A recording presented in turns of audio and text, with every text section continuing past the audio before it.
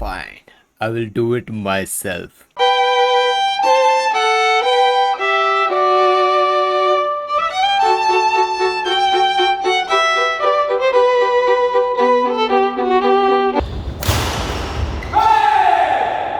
And वो dialogue भाई समझ आता है कि एकदम प्रूव करता है कि एकदम भौकाल दिखाता है भाई थैनोस का कि भाई मैं हूँ भाई, मैं सब कुछ कर दूंगा वहाँ पे।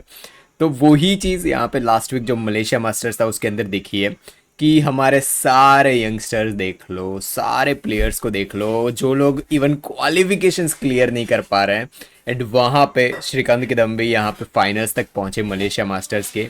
1 या 2 साल पहले का अगर आप गिन के देख लो, 1 या 2 साल पहले का, तो उसके अंदर भी आपको एक आइडिया आएगा कि प्रणव एचएस वहाँ पे जीते थे। जहाँ तक मुझे याद है वो मलेशिया मास्टर्स जीते थे। तो मलेशिया मास्टर्स में तो हमारा रहता ही है दबदबा भाई, जीतता ही है हम मैन सिंगल्स के अंदर। चीज़ क्या है पता है, शुरुआत जो चीज़ मुझे यहाँ पे दिखी ना, पूरे टूर्नामेंट अगर ले लो श्रीकांत किदम्बी के, मुझे एक चीज़ कंसिस्टेंटली दिखी है। वो ये है कि पहले जो श्रीकांत का है ना, वो स्टार्टिंग जो मैं हमेशा, जिसको भाई मैं हमेशा एज एन गोल लेके चलता था कि भाई श्रीकांत किदम्बी, मेरे आप पुराने सारे वीडियोस जाके देखोगे आपको एक चीज़ का क्लियर आपको आइडिया आएगा कि हमेशा मैंने दो पर्सनस है, एक है श्रीकांत किदम्बी एंड देन है पीवी सिंधु।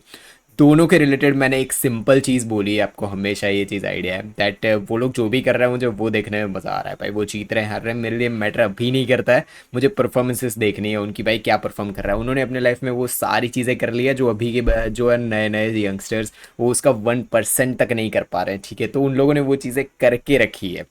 बहुत लोग लास्ट कितने पता है 1-2 महीने से, जब फर्स्ट राउंड क्वालिफिकेशंस में श्रीकांत हारते थे, मुझे डीएम्स आते थे, मुझे कमेंट्स आते थे कि श्रीकांत शुड रिटायर, उनको छोड़ देना चाहिए, बैडमिंटन नहीं खेलना चाहिए भाई, यंगस्टर को चांस देना चाहिए एंड ऑल। वहाँ पे सिंपल मेरे उनको भी यही जवाब होते थे कि देखो यार, पहली चीज़ कि वो खेल रहे हैं तो इसका ये मतलब नहीं है वो किसी के लिए बैरियर है। 10 बंदे भी हम बेच सकते हैं, ठीक है। वहाँ पे अगर क्वालिफाइड है, हमारे 10 प्लेयर्स क्वालिफाइड है मैन सिंगल्स के लिए, तो हम 10 प्लेयर्स को भी वहाँ पे बेच सकते हैं, समझ रहे हो। तो वहाँ पे वो किसी के भी लिए भी बैरियर नहीं है। एंड सेकेंड चीज़, श्रीकांत के रिलेटेड कभी भी मेरे दिमाग में, आपको पुराने जितने भी वीडियोज़ देखने हो, कहीं पे 1-2 बार कुछ और चीज़ बोली होगी ज़रूर, बट मुझे उनके गेम के रिलेटेड कभी भी डाउट नहीं हुआ। जितने भी बैड एसपी में जो लोग देखते हैं उनको आइडिया है, क्लियर ये चीज़ आइडिया है कि उनके रिलेटेड मेरे कभी क्वेश्चंस बनते नहीं है, ठीक है। मैं हमेशा ये चीज़ बोलता हूँ कि ठीक है, वो जो भी कर रहे हैं भी ठीक है, वो क्वालिफिकेशन में हारे, राउंड ऑफ 32 में हारे, ठीक है। मेरे हमेशा क्वेश्चंस यंगस्टर्स पे होते थे, ठीक है, यंगस्टर्स पे होते थे, क्योंकि यार श्रीकांत ने अपना पार्ट पूरा कर दिया है, ठीक है।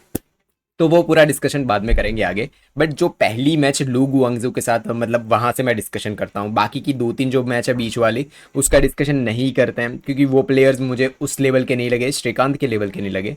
लू गुआंगजू वाली जो मैच थी, वो पूरी की पूरी मैच जो मैंने देखी है आज, भाई बहुत मैचेस आज बैठ के देखी है। कल ही रात को मैंने जब अपडेट किया और आया, फिर वापस थोड़ा बहुत रेस्ट करके देखना ही शुरू किया मैंने पूरी मैचेस एंड ऑल। तो देखो, लू गुआंगजू वाली पूरी मैच थी, उसमें एक चीज़ क्लियर नोटिस हो रही थी कि लू गुआंगजू है ना, बहुत बहुत जगह ऐसी हुई जहाँ पे श्रीकांत किदम्बी ने लिटरली उनको प्रेशराइज किया है गेम के अंदर। प्रेशर इन सेंस कि मैं हमेशा प्रेशराइज वर्ड्स तब बोलता हूँ जब रैली में अगर पर्सन एग्रेसिव होता है बहुत ज़्यादा। एंड बहुत टाइम हो गया, पता नहीं कितने साल हो गए हैं जब श्रीकांत किदम्बी को उसके बाद मैं ऐसा देख रहा हूँ कि वो है ना रैली के अंदर सामने वाले प्लेयर्स को प्रेशराइज कर रहे हैं। वरना मेजोरिटी की जो मैचेस में देखता हूँ उनकी, वहाँ पे यही होता है कि सामने वाला कुछ भी बहुत फास्ट खेल रहा है, ये भी खेल रहा है, और वो श्रीकांत को हरा देता है उसके अंदर। वो काफ़ी टाइम यही चल रहा होता है। बट लू गुआंगजू वाली मैच थी, वहाँ पे बोलते हैं ना, वो पिन पॉइंट ऐसे ड्रॉप कर दिया उन्होंने कि नहीं, मैं अब इस बार खेलने के लिए आया हूँ, ठीक है। एंड ये पहली चीज़ हो गई, ये लू गुआंगजू वाली मैच थी। डिटेल में नहीं जाऊँगा वरना पूरा वीडियो ही उसी पे आ जाएगा, 2-3 घंटे निकल जाएंगे भाई। वो वीडियो मुझे लू गुआंगजू वाली मैच ज़्यादा बेटर लगी। बट जो चीज़ मुझे बोलता है ना कि पूरे कंसिस्टेंट पूरी टूर्नामेंट के अंदर लगी, वो ये थी कि उनको जीतना है। उसके पहले जितनी भी टूर्नामेंट्स होती थी, आते थे, पार्टिसिपेट करते थे, खत्म हुई, दैट्स ओके, दैट खत्म भाई, वहीं पे फिनिश हो जाते, ठीक है। ये पूरा का पूरा जो टूर्नामेंट चला है मलेशिया मास्टर्स का, इसके अंदर है ना एक चीज़ क्लियर नोटिस हो रही थी कि हर एक मैच, हर एक रैली, अगर वो एक रैली हार भी गया ना, बहुत बढ़िया उन्होंने रैली की, वो हार भी गए, स्टिल नेक्स्ट रैली है उसके अंदर वो बहुत ही बढ़िया परफॉर्म करने की कोशिश करेंगे। स्मैशेस ऑन पॉइंट जा रही है उनकी, रैलीज एग्रेसिव रैलीज जिसके लिए श्रीकांत किदम्बी जाने जाते हैं, ठीक है, वो बढ़िया दिख रही है, ठीक है, वो बहुत बहुत ही बढ़िया दिख रही है। तो ये चीज़ पूरा डिफरेंट था श्रीकांत किदम्बी का ये मलेशिया मास्टर्स के अंदर अगर पूछा जाए तो। फाइनली आते हैं उस पॉइंट पे जो फाइनल्स हैं उस पे। देखो यार मेरा पूरा बायस रहता है हमेशा पीवी सिंधु पे, बायस रहता है, आपको पता ही है कि फेवरेट्स में से आते हैं वो है श्रीकांत किदम्बी। मेरे जब मैं खेलता था तब से मेरे वो फेवरेट्स में, फेवरेट्स इन द सेंस कि वो लोग मुझे एज एन इंडियन प्लेयर्स हैं, वो मुझे सबसे बेस्ट प्लेयर्स वो लोग लगते हैं, उनके कंपेरिजन में मुझे कोई नहीं लगता है, ठीक है। तो मैंने हमेशा उनके लिए रिलेटेड बायस रहेगा, जैसे अकाने यमागुची के लिए मेरा बायस है ना, तो वो ये है। बट अगर वो बायस को साइड में रख के उनकी गेम प्ले के रिलेटेड अगर मैं डिस्कशन करूँ, जो फाइनल्स लीशी फेंग के सामने हुई थी, 2-3 पॉइंट्स लिख रखे हैं मैंने, उसके रिलेटेड डिस्कशन करता हूँ। पहला एंड सिंपल पॉइंट जो डिस्कस मुझे करना है ना, लीशी फेंग ने इतने ज़्यादा अटैक, जो श्रीकांत के जो बैक हैंड साइड वाला था ना, जहाँ पे डिफेंड करना होता है बैक हैंड साइड वाला, वहाँ पे इतने स्मैशेस लगाए लीशी फेंग ने। वहाँ पे फोर हैंड वाला पार्ट है ना, वहाँ पे श्रीकांत डिफेंड ज़रूर कर रहे हैं, ठीक है, वहाँ पे उनसे डिफेंड हो ज़रूर रहा था, बट बैक हैंड वाला पार्ट उनसे डिफेंड नहीं हो रहा था। एंड वहाँ पे लीशी फेंग ने क्या टारगेट किया है भाई, लीशी फेंग का पूरा वहाँ पे उनका क्रेडिट जाना चाहिए, ठीक है। देखो मैं वही चीज़ बोल रहा हूँ ना कि दो टाइप से मैं इस चीज़ का डिस्कशन कर सकता हूँ। एक है कि जो मेरा बायस है श्रीकांत किदम्बी के रिलेटेड, वैसे डिस्कशन कर सकता हूँ। एंड दूसरा डिस्कशन वो हो सकता है कि भाई जो रियलिटी मैंने देखी है उसके रिलेटेड डिस्कशन कर सकता हूँ, ठीक है। तो आपको पता ही है मैंने जो मेरा बायस वाला पार्ट था वो पहले आगे बता दिया, मैंने डिस्कस कर लिया। बट अभी फाइनल्स जो लीशी फेंग थे उसके रिलेटेड डिस्कशन करते हैं। दूसरी चीज़, वो पूरा का पूरा है ना जो पार्ट है ये बैकहैंड वाला डिफेंड करने का, वो चीज़ लीशी फेंग को आइडिया आ गया ना, तो ऐसा नहीं है कि हर एक दूसरा शॉट वो वहाँ पे लगा रहे हैं, वो रीली के बीच में, जैसे वो जो बोलते हैं ना श्रीकांत ने बहुत बढ़िया रीलीज बिल्ड की है। एक बहुत ही पॉजिटिव पॉइंट देखा जाए ना, तो उनकी जो पहले की लिंडन के सामने मैचेस होते थे, ली चोंग वी के सामने मैचेस होते थे, आप पुराने मैचेस श्रीकांत किदम्बी के जाके देखोगे, वो नेट में इतने परफेक्ट है श्रीकांत किदम्बी। वो चीज़ मुझे दिखी ना ये लीशी फेंग वाली मैच के अंदर, वो मैं आपको कोई आइडिया नहीं मैं कितना ज़्यादा खुश हो गया था वो चीज़ देख के, बहुत ही ज़्यादा खुश हो गया था कि भाई यार फाइनल नेट में उन्होंने लीशी फेंग को भाई भगा दिया था नेट के अंदर, कि कुछ भी मिले वहाँ पे टैप मार रहे हैं और भगा रहे हैं नेट के अंदर और वो पॉइंट ले रहे हैं। नेट के अंदर बहुत कम ऐसा हुआ है कि लीशी फेंग को पॉइंट मिले हो, एंड लीशी फेंग खुद कंफ्यूज था कि भाई जब चल क्या रहा है ये चीज़, तो वो चीज़ हुई। एंड देन सेकंड चीज़, लीशी फेंग को जैसे ही आइडिया आ गया कि बैक हैंड पे स्मैश लगा रहे हैं पॉइंट मिल रही है, एंड उन्होंने वो टारगेट करना शुरू किया, एंड वहाँ पे उनकी विनिंग शुरू हो गई। देखो वहाँ पे वो लीशी फेंग काफ़ी बेटर लग रहे थे उस चीज़ में। दूसरी चीज़ पे डिस्कशन करते हैं, मैंने कुछ पॉइंट्स लिख रखे हैं उनकी मैच के रिलेटेड। श्रीकांत किदम्बी पहले जो मूवमेंट करते थे ना कोर्ट के अंदर, मूवमेंट इन सेंस की कोर्ट में हर एक पार्ट में मूव करना हो, फास्ट मूव करना हो एंड ऑल, ये चीज़ मुझे फिर से दिखी है। बहुत टाइम हो गया श्रीकांत किदम्बी के, मैंने वो वीडियोस आगे जब भी मेरे एनालिसिस करूँ या फिर कुछ भी करूँ उसमें बताता था कि उनके मूवमेंट्स है वो स्लो होते जा रहे हैं, वो कोर्ट में उतना ज़्यादा मूव नहीं कर रहे हैं एंड ऑल।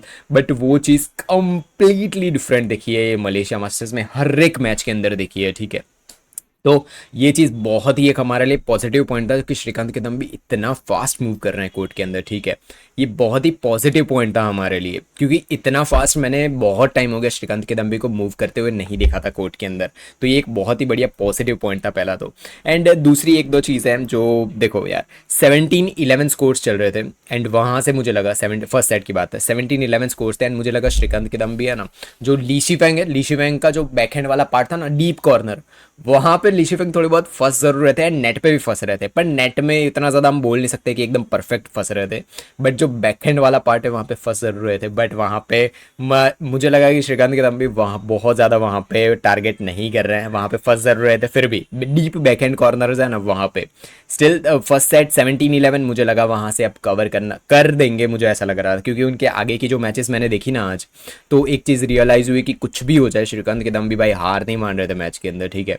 तो वही चीज़ हुई। एंड देन सेकंड 17-11 से 21-11 खत्म हो गया, तो फर्स्ट सेट वहाँ पे फिनिश हुआ, मुझे लगा भाई सेकंड सेट के अंदर वो कवर करेंगे भाई, ट्राई करेंगे आएंगे, but second set almost copy paste ही चला फर्स्ट वाला। देखो यार ये पूरा मैच है ना ऑलमोस्ट कितने पता है 33-35 कितने इतने मिनट्स आधे या फिर 35 मिनट्स के आसपास कुछ चला होगा, सॉरी फ़ोन गिर गया, कि 30-35 मिनट्स के आसपास ये पूरा मैच चला है, ठीक है।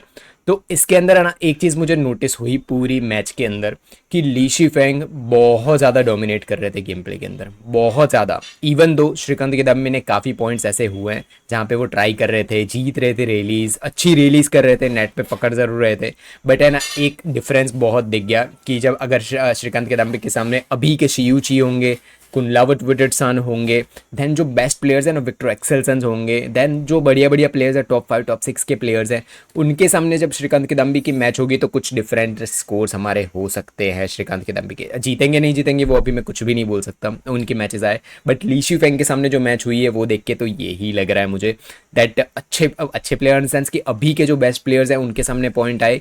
तो लो गुआंगजू मैंने हमेशा बोला है अच्छे प्लेयर हैं ज़रूर, बट वो कहीं ना कहीं एवरेज रह जाते हैं हमेशा, ठीक है। वो कुछ भी हो जाए वो 32 16 क्वार्टर फाइनल्स या फिर सेमी इसके आसपास में ही भटकते बोल रहा हूँ मैं, सॉरी वो वर्ड्स नहीं बोलना चाहिए, मतलब उसके आसपास ही रह जाते हैं, उससे आगे नहीं पहुंच पाते हैं लो गुआंगजू।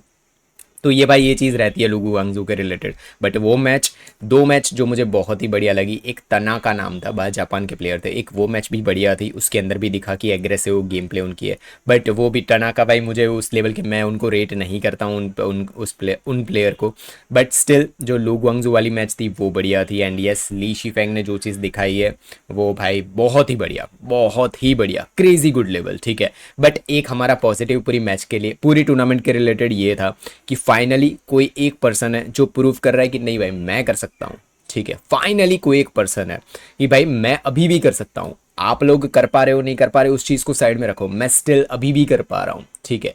भाई यही चीज़ मुझे आगे कि कहीं पे भी वो परफॉर्म कर रहे हैं, कोई भी टूर्नामेंट हो, मुझे यही चीज़ कंटिन्यूस चाहिए।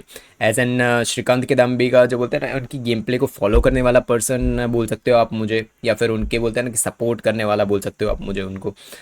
तो मुझे ये चीज़ चाहिए कि आगे की जितनी भी टूर्नामेंट जा रही है उसमें यही चीज़ कंटिन्यू रहे। एंड मैं बहुत ज़्यादा भाई होप कर रहा हूँ कि अब श्रीकांत फाइनली कोई पर्सन ये चीज़ करके दिखाए, ठीक है। फाइनली कोई भाई अब कंटिन्यूस क्वार्टर फाइनल्स में आए, फाइनली कोई क्वार्टर फाइनल सेमीज में खींचता जाए, ऐसा ना हो कि वन हिट वंडर बन जाए कि दिसंबर पहुंच चुका है, दिसंबर 2025 पहुंच चुका है और अब दिसंबर 2025 में भी हम यही सेलिब्रेट कर रहे हैं कि आपको पता है श्रीकांत किदम्बी फाइनल्स तक पहुंचे थे। मुझे ये चीज़ नहीं चाहिए, अब यही चीज़ कंटिन्यूस चाहिए। देखो यार बहुत कम ऐसा होता है कि हमें मोमेंटम वापस मिले गेम प्ले में, ठीक है, बहुत कम होता है ये चीज़। अब उनको मोमेंटम मिला है, उनको यही मोमेंटम यूज़ करना चाहिए, पहुंच जाना चाहिए अच्छी गेम, बहुत आगे जाना चाहिए, मैं अभी भी बोल रहा हूँ, ठीक है। कोई ऐसा बिगड़ा नहीं है, चोटिंचन की एज देखो, श्रीकांत किदम्बी की एज देखो, बहुत बड़ा डिफरेंस है। फिर भी चोटिंचन एटलीस्ट क्वार्टर से सेमीज पहुंच जाते हैं बहुत सारी टूर्नामेंट्स में, ठीक है, वो परफॉर्मेंस फिर भी देते हैं। श्रीकांत किदम्बी तो भाई कर ही सकते हैं, उनमें और भी अच्छी कैपेबिलिटी है। अगर मुझे कंपैरिजन दिया जाए ना कि चोटिंचन जो भाई मेरे फेवरेट्स में से आते हैं, ठीक है, उनको और श्रीकांत किदम्बी को कंपेयर किया जाए तो मैं भाई हैंड्स डाउन में श्रीकांत किदम्बी को चूज़ करूंगा। बट वो तब अगर वो अभी भी ये चीज़ कंपैरिजन ये बोलते हैं ना कि गेम प्ले को कंटिन्यू रखते हैं तो ये चीज़ पूरा ये डिस्कशन इसके रिलेटेड हुआ। एंड मुझे कुछ कमेंट्स, एक दो कमेंट्स है जिसके रिलेटेड डिस्कशन करना है कि जो फाइनल में लॉस हुआ ना ली शिफेंग की मैच के बाद, तो वहाँ पे बहुत लोगों के कमेंट्स ऐसे थे कि श्रीकांत किदम्बी को 2 एक्स्ट्रा क्वालिफिकेशंस मैच भी खेलनी पड़ी है और उसके बाद वो थक गए थे, उसके बाद फाइनल्स में पहुँचे थे एंड ऑल। तो देखो यार मेरे जैसे लोग ये सब चीज़ें बोले ना, हम जैसे अपने जैसे हम लोग हैं, हम लोग ये कॉमन लोग बोलते हैं कि हम लोग ये सारे आर्ग्यूमेंट्स करें तो समझ आता है कि भाई मैं थक गया, भाई मैं इस चीज़ के लिए रेडी नहीं हूँ। दे आर वो है ना प्रोफेशनल प्लेयर्स हैं, उनको इसीलिए बोला जाता है कि वो प्रोफेशनल्स हैं, वो इसी चीज़ के लिए ट्रेंड होते हैं। उनको दिन की 2 मैचेस खेलनी बोले तो 2 मैचेस भी वो खेल ले, उसी चीज़ के लिए वो ट्रेंड होते हैं, ठीक है। और तो ये चीज़ आप आर्ग्यूमेंट अगर देते हो ना कि उनको 2 मैचेस एक्स्ट्रा खेलनी पड़ रही है, ये खेलनी पड़ रही है, वो खेलनी पड़ रही है, तो यार देखो ये ओलंपिक्स नहीं है, ये वर्ल्ड चैंपियनशिप्स नहीं है कि हर एक नेक्स्ट राउंड है ना वो आपके सामने धुरंधर से धुरंधर आ रहा है, मतलब टॉप 5 का प्लेयर आ रहा है, टॉप 7 का प्लेयर आ रहा है। तनाका को देख लो, लू गुआंगजू को देख लो बहुत बढ़िया प्लेयर्स हैं, बिल्कुल भी मैं नहीं बोल रहा हूँ इनको बहुत ही कम रेट नहीं कर रहा हूँ, बट स्टिल ये सारे ऐसे प्लेयर्स हैं कि जिनको भाई हम लोग उनके सामने एटलीस्ट हम परफॉर्मेंस तो दे ही सकते हैं, ऐसे प्लेयर्स हैं ये सारे, ठीक है।